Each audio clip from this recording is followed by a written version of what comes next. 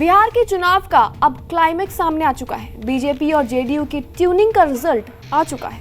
नीतीश कुमार एक बार फिर से मुख्यमंत्री बन चुके हैं और बीजेपी के 14 कैबिनेट में मंत्री बने हुए हैं। लेकिन अब सबसे बड़ा सवाल ये है कि नीतीश कुमार ने 20 साल बाद गृह मंत्रालय बीजेपी को क्यों दे दिया?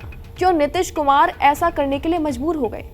बीजेपी ने कैसे गृह मंत्रालय को अपने कब्जे में ले लिया? नमस्कार, मेरा नाम है कनिष्का मिश्रा और आप देख रहे हैं जी मीडिया का एक डिजिटल प्लेटफॉर्म। बिहार चुनाव प्रचार के दौरान मुंगेर के तारापुर में अमित शाह की एक रैली ने हलचल मचा दी थी। शाह ने मंच से कहा था कि सम्राट चौधरी को पीएम मोदी बड़ा आदमी बनाने जा रहे हैं, लेकिन नतीजों के बाद तस्वीरें साफ बदल गई। बीजेपी ने गठबंधन धर्म अपनाया और सीएम की कुर्सी को नीतीश कुमार को ही दे दिया।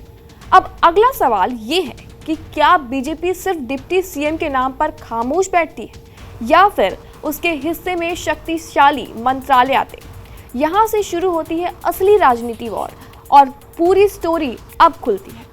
गृह मंत्रालय राज्य की पुलिस, सुरक्षा, प्रशासन सब पर पकड़ रखने वाला विभाग है और ये मंत्रालय नीतीश कुमार 20 साल से किसी और को नहीं देते हैं।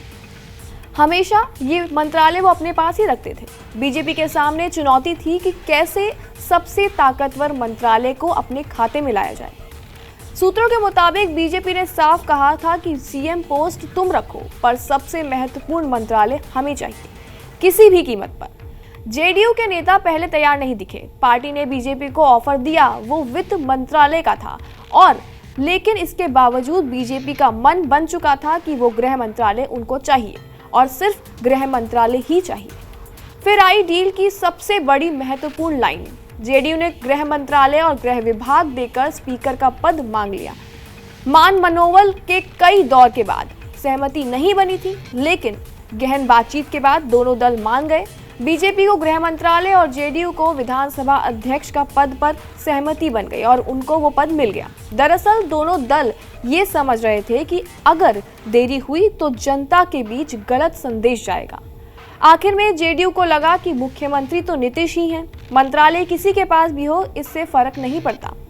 तो बिहार की राजनीति में मंत्रालयों का ये गणित सिर्फ सत्ता का बंटवारा नहीं था, बल्कि एक बड़ी रणनीतिक चाल है, जहां दोनों दलों ने अपनी अपनी जीत निकाली और सरकार को स्थिरता का चोला पहनाया।